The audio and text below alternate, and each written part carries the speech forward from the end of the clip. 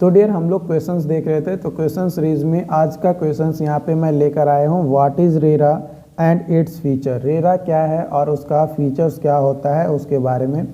तो रेरा का मतलब होता है real estate regulatory and development act 2016। It is an Indian legislation that aims to regulate the real estate sector in India. India में real estate sector को regulate करने का काम करता है and protect the interest of home buyer. जो भी घर खरीदने वाले लोग होते हैं उनको जो है प्रोटेक्ट करता है। ठीक है।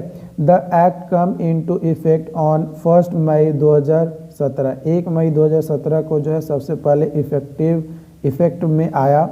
फीचर्स की बात किया जाए तो सबसे पहला फीचर्स इसका होता है registration of real estate project. The act mandates that all real estate projects that exceed 500 square meters or more than 8 apartments must be registered with real estate regulatory authority यानी रेरा बिफोर लॉन्च, है ना। Launch करने से पहले उसको जो है RERA में क्या करना होगा, रजिस्ट्रेशन करवाना होगा। अगर 500 मीटर स्क्वायर से या उससे ज़्यादा है और 8 अपार्टमेंट्स हैं तब ये चीज़ करना है। अगर 8 अपार्टमेंट से कम है ना, तो इसको रजिस्टर करने की ज़रूरत नहीं है। उसके बाद है disclosure requirement. RERA requires real estate developers to disclose all relevant information about their project such as layout plans, land title status, project completion timeline and other relevant details। तो ये जो डिटेल्स हैं प्लान का, layout, land details, तो इन सभी के बारे में, कब काम प्रोजेक्ट कंप्लीट होगा, इन सभी और भी कई सारे डिटेल्स हैं जिसको जो है कौन मांगता है, तो जो रेरा अथॉरिटी है ना, real estate regulatory development and act authority जो है वो इसको मांगता है ना, कि भाई हमें पहले पूरा डॉक्यूमेंटेशन जो है दिखाओ कि कहाँ पे तुम घर बना रहे हो, कैसे बना रहे हो। Escrow account. RERA requires developers to deposit 70% of the funds collected from buyers into an escrow account which can only be withdrawn in propagations to the percentage of completion of project के completion होने के प्रोपगेशंस जो हैं उसको बताया जाए कि मैंने कि क्या प्रोसेस है, किस तरीके से आप कंप्लीट काम को कर रहे हैं, कैसे लोग जो है पैसा लगाएंगे, और जितना भी लोग पैसा लगाएंगे उसका 70% जो पैसा है वो क्या होगा, आपको ये एस्क्रोन अकाउंट में क्या होगा, आपको डिपॉजिट करना होगा। This is ensured that the fund collected from the buyer are used for the intended purposes of project development, ताकि उसका जो है यूज प्रोजेक्ट डेवलपमेंट में बेहतर तरीके से किया जा सके। उसके बाद है सेल एग्रीमेंट। सेल एग्रीमेंट में रेरा क्या करता है, RERA mandates that developers can only sell properties based on the carpet area of properties. जो भी प्रॉपर्टीज़ है उसका जो कारपेट एरिया है उसके बेसिस पे ही जो है वो हाउसेज को क्या कर सकता है, बेच सकता है, rather than the super built up area, है ना। सुपर बिल्ट अप एरिया के बेसिस पे नहीं बल्कि कारपेट एरिया के बेसिस पे वो बेचेगा।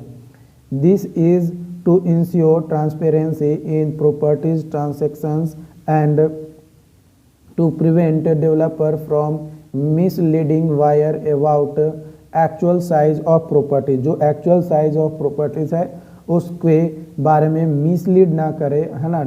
जो भी घर खरीद रहा है उसको उसी से बचाने के लिए ये, और ट्रांसपेरेंसी जो है रहे डेवलपर के अंदर, उसको देखते हुए ये बोलता है कि आपको जो है ये काम करना होगा सेल एग्रीमेंट करने से पहले, कि आपको जो है कारपेट एरिया के बेसिस पे आपको घर को बेचना होगा, ना कि सुपर बिल्ट अप एरिया के बेसिस पे। उसके बाद है adjudications and dispute resolutions.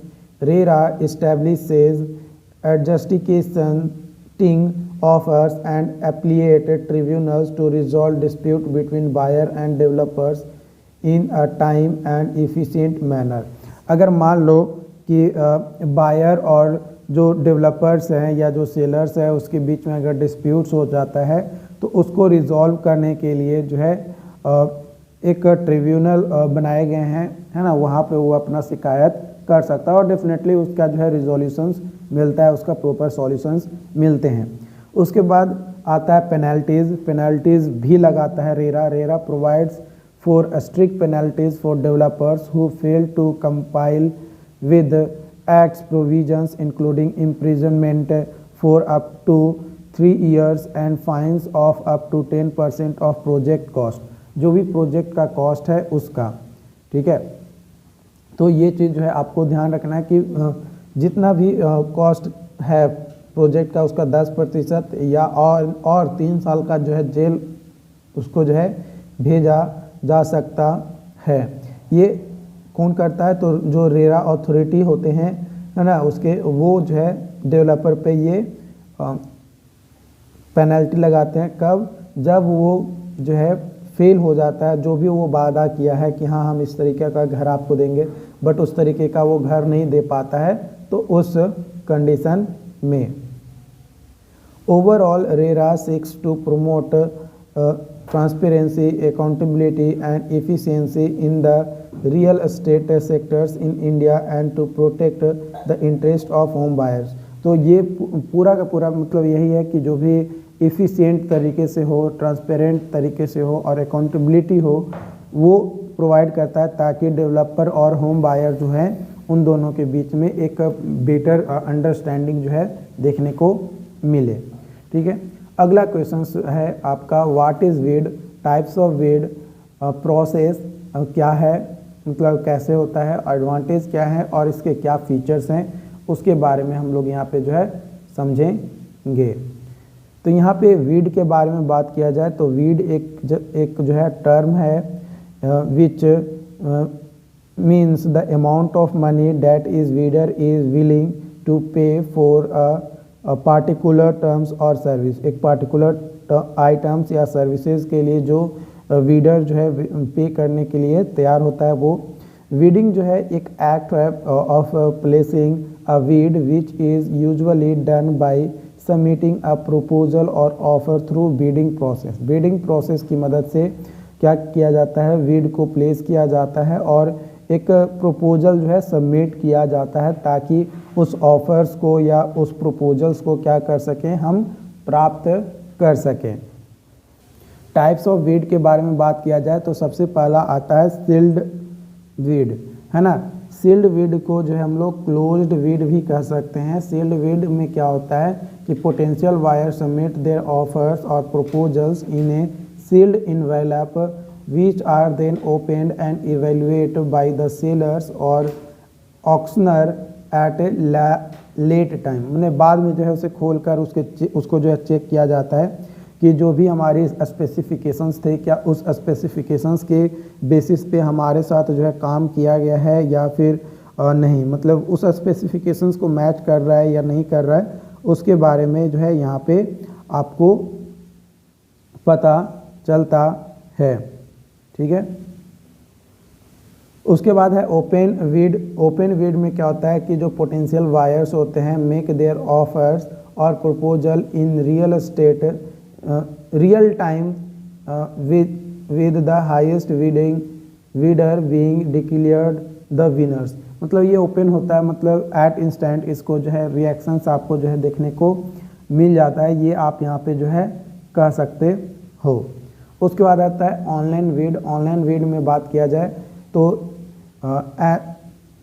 N online bid is conducted entirely over the internet with buyers submitting their bid through the website और ऑनलाइन प्लेटफॉर्म, है ना। वेबसाइट या ऑनलाइन प्लेटफॉर्म के थ्रू भी जो है कई बार जो वीड होते हैं वो दिए जाते हैं। उसके बाद आता है नेगोशिएटेड वीड। कई बार क्या होता है कि वीड में क्या होता है कि आपको नेगोशिएट कर, जब मल्टीपल कॉन्ट्रैक्टर एक साथ काम मतलब एक जैसा ही चीज़ें प्रोवाइड करने लगते हैं और सारे का कंडीशन सेम होता है, तो उसमें नेगोशिएशन पर्पसेस या नेगोशिएट किया जाता है ना, और उसमें से किसी एक का वीड को जो है क्या किया जाता है, सेलेक्ट किया जाता है। उसके बाद है टेक्निकल वीड। टेक्निकल वीड में क्या होता है, जो भी डिटेल्स हैं कि how the contractor plan to execute project such as methodology क्या होगा, इन्फॉर्मेशन ऑफ कॉन्ट्रैक्टर्स क्या है, एक्सपीरियंस क्या है, प्रोजेक्ट टाइमलाइंस क्या है। तो इन सभी चीज़ों को जो है टेक्निकल वीड में देखा जाता है और उसी के बेसिस पे जो है क्या किया जाता है, कॉन्ट्रैक्टर की एबिलिटी जो है, प्रोजेक्ट रिक्वायरमेंट जो है और जो स्पेसिफिकेशंस है हमारा, उसके बेसिस पे डिसाइड किया जाता है या इवेल्युएट किया जाता है। उसके बाद आता है प्राइस वीड। प्राइस वीड जो है ये एक तरीके का प्रपोजल है that outlines the cost of project. जो भी कॉस्ट है प्रोजेक्ट का, उसका बस ये आउटलाइन दिखाता है कि हाँ भाई टोटल कॉस्ट जो है इतना है। आप प्रोजेक्ट में अगर इंटरेस्टेड हो तो आप जो है कोट कर सकते हो। और इसमें जो है कई बार क्या होता है, मान लो कि लेबर कॉस्ट, मटेरियल कॉस्ट और भी जो भी एक्सपेंसेस है वो सभी चीज़ें इसमें जो है इंक्लूडेड होते हैं। ऐसा नहीं है कि आप काम करवा रहे हैं 10 लाख का तो 10 लाख में लेबर कॉस्ट, कॉन्ट्रैक्टर और सभी कॉस्ट मिलाकर जो है ये चीज़ें जो है दी हुई रहती है। The price bid is evaluated based on the cost effectiveness and competitiveness of the contractor quote. जो भी कॉन्ट्रैक्टर कोट है उसमें कॉस्ट इफेक्टिवनेस और कम्पिटिटिवनेस को जो है देखते हुए जो है काम किया जाता है ना। उसके बाद फिर बात करते हैं एडवांटेज। बिडिंग का क्या एडवांटेज है उसके बारे में बात करेंगे। तो पहला एडवांटेज है कि कम्पिटिटिव प्राइसिंग होता है। Bidding allow buyers to compete with each other which can result is lower price for the item और सर्विस बीइंग ऑक्शन। मतलब जिसका कम पैसा रहेगा उसको जो है एक सिलेक्ट किया जाता है। मतलब कंपटीशन जो है इसमें एक बना हुआ रहता है। ये यहाँ पे जो है मेन एडवांटेज है बिडिंग का। और भी एडवांटेज है। दूसरा एडवांटेज आपका यहाँ पे है ट्रांसपेरेंसी। ट्रांसपेरेंसी में क्या होता है कि bidding process is generally transparent होता है with buyer being able to see offers of their competitors। जो भी competitors का offers है ना, उसको भी जो buyers है वो देख पाता है। and adjust their own bid accordingly। जो competitors है उसका जो offers है उसके अनुसार ही जो है एडजस्ट करता है। जो दूसरा बिडिंग करता है वो अपना बिड को जो है चेक करता है, देखता है कि क्या मैं अपने कंपटीटर के अनुसार वर्क कर सकता हूं, क्या मैं उससे ज़्यादा बोली लगा सकता हूं कि नहीं लगा सकता हूं। अगर मैं ज़्यादा उससे बोली लगा सकता हूं तो मैं ज़्यादा लगाऊंगा, अगर नहीं लगा सकता तो नहीं लगाऊंगा। उसके बाद आता है efficient. Bidding is an efficient way to sell items और services quickly, especially in case where there is multiple potential buyer. कई सारे पोटेंशियल वायर होते हैं तो उस जगह पे मतलब ये इसेंशियल वे होता है अपने सर्विसेज और आइटम्स या गुड्स को बेचने के लिए। बात किया जाए फीचर्स की, बिडिंग का क्या फीचर्स होता है, तो सबसे पहला होता है time bound. Bidding is usually time bound. Time इसमें जो है एक डिफिनिट रहता है कि आपको इतना टाइम ड्यूरेशन के अंतर्गत जो है सारी कामों को जो है कंप्लीट कर लेना है। मतलब with specific deadline for submission of bids. ये यहाँ पे मैंने टाइम बाउंडेशन जो है आपका यहाँ पे होता है। मल्टीपल राउंड्स यहाँ पे होते हैं। In some cases multiple rounds of bidding may be conducted with highest bidder from each round advancing to next round. यहाँ पे होता है क्या है कि कई बार जो है बहुत ज़्यादा बिडिंग जो है होता है और उस कंडीशन में जो है क्या होता है कि बहुत ज़्यादा हाई प्राइसेस दिए जाते हैं और बार बार जो है इक्वल आ जाते हैं। इसलिए जो है मल्टीपल राउंड्स किए जाते हैं ताकि किसी एक राउंड में कोई ना कोई तो पीछे हटेगा ही। Bid increment. The auctioneer may specify minimum bid increment to ensure that bids increase in controlled manner. है ना, जो भी ऑक्शनर होते हैं यानी जो भी बिडर होते हैं वो क्या करते हैं कि कम अमाउंट ऑफ बिड जो है इंक्रीज करते हैं ताकि कंट्रोल वे में जो है या कंट्रोल मैनर में इंक्रीज हो। ये ना कि एक बिडर 1 लाख किया तो सीधे दूसरा बिडर जो है क्या कहेगा कि नहीं भाई हम तो सीधे 10 लाख करेंगे। नहीं, वैसे नहीं। अगर कोई 1 लाख किया तो वो लेगा 1,10,000, 1,20,000, 1,25,000, ऐसे धीरे धीरे जो है इंक्रीमेंट होता है। रिवर्स प्राइसिंग, द सेलर और ऑक्शनर में set a reverse price which is the minimum amount they willing to accept for the item. जो भी आइटम है उसके लिए वो उसे एक्सेप्ट कर रहा है, मिनिमम अमाउंट जो जिस तरीके से और सर्विसेज के लिए जो ऑक्शन किया गया है, ठीक है।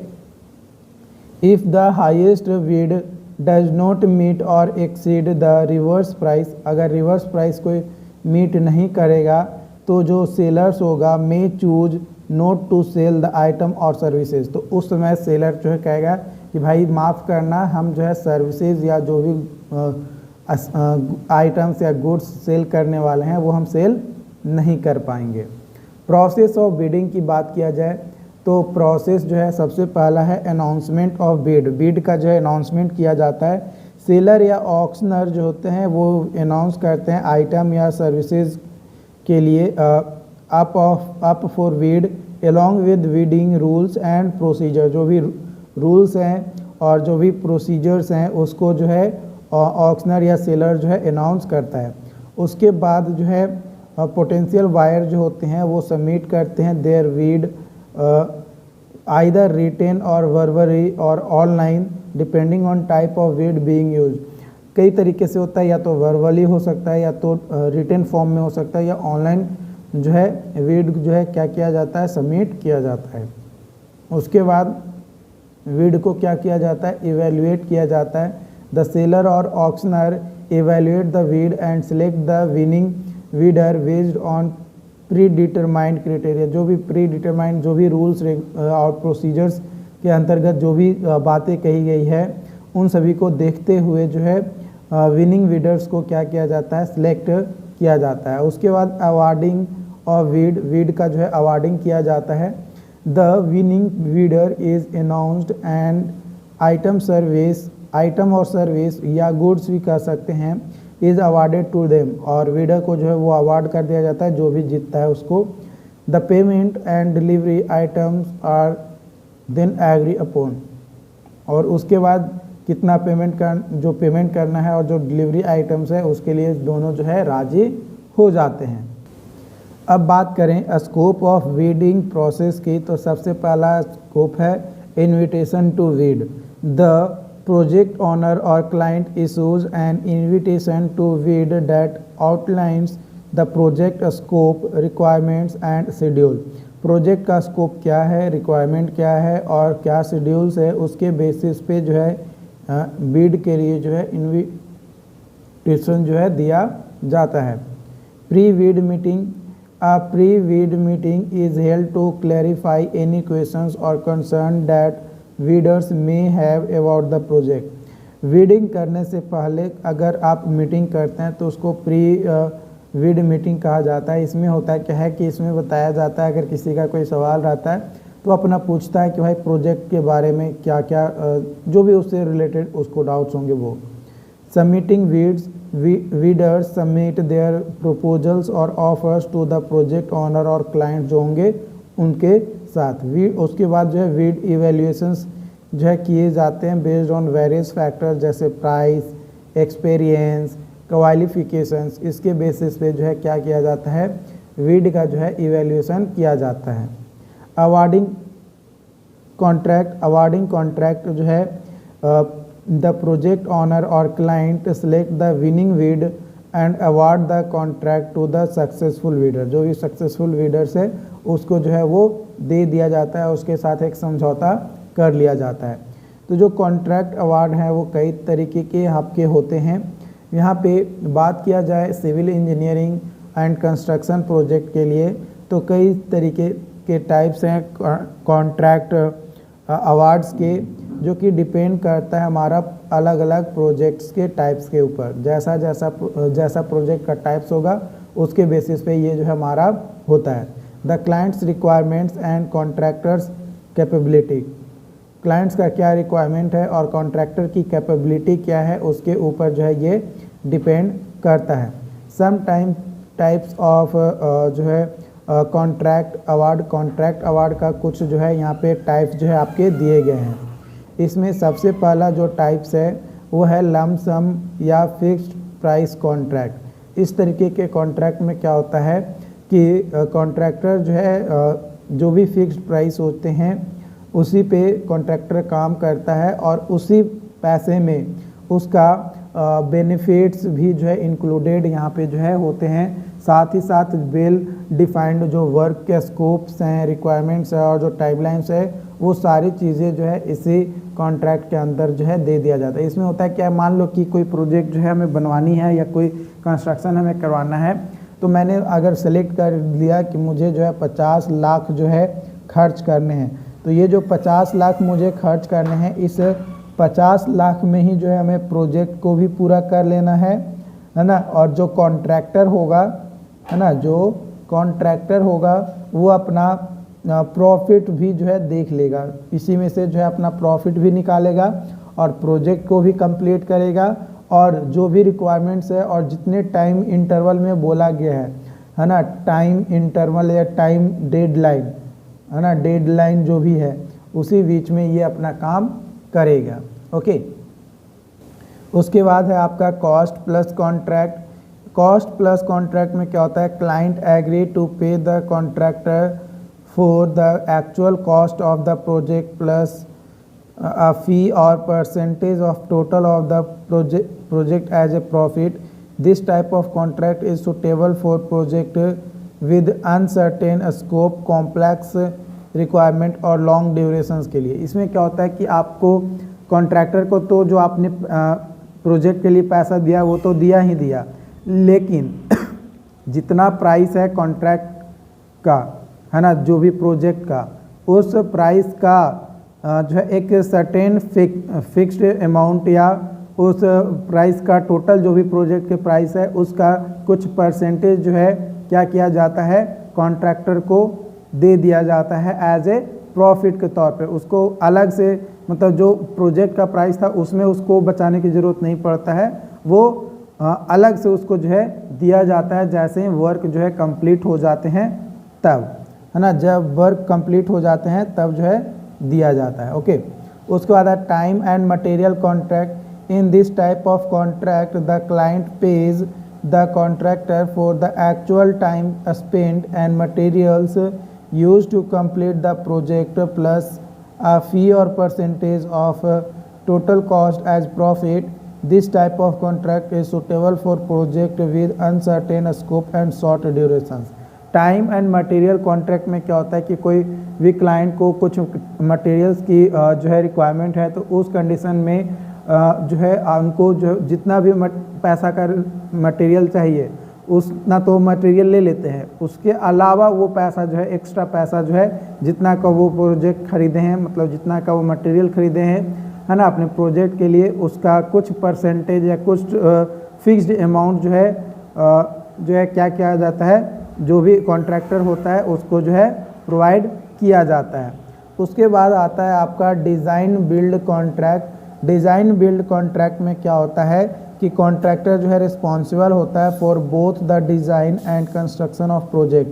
कंस्ट्रक्शन ऑफ प्रोजेक्ट और डिज़ाइन के लिए, दोनों के लिए जो है कॉन्ट्रैक्टर जो है रिस्पॉन्सिबल होता है। This type of contract is suitable for project.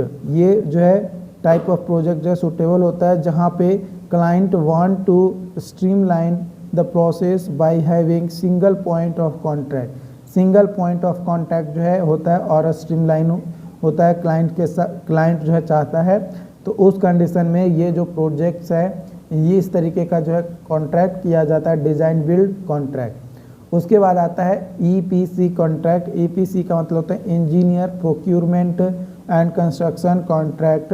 ये एक कम्प्रीहेंसिव कॉन्ट्रैक्ट होता है, इसमें design, procurement and construction of project शामिल होते हैं। This type of contract is suitable for large scale project. Large scale project में ये जो है सुटेबल होता है। They require significant engineering and construction expertise. कई सारे सिग्निफिकेंट इंजीनियरिंग और कंस्ट्रक्शन एक्सपर्टीज़ जो है यहाँ पे होते हैं। बाकी और भी चीज़ें हैं, इससे रिलेटेड आपको और भी क्वेश्चंस आपको देखने को मिलेंगे। फिलहाल आज के लिए इतना ही, और चैनल को सब्सक्राइब नहीं किए हैं तो यूट्यूब पे ज़रूर कर लीजिए, और अगर कोई डाउट्स आता है तो चैट बॉक्स में आप हमें ज़रूर बताएं। Thank you.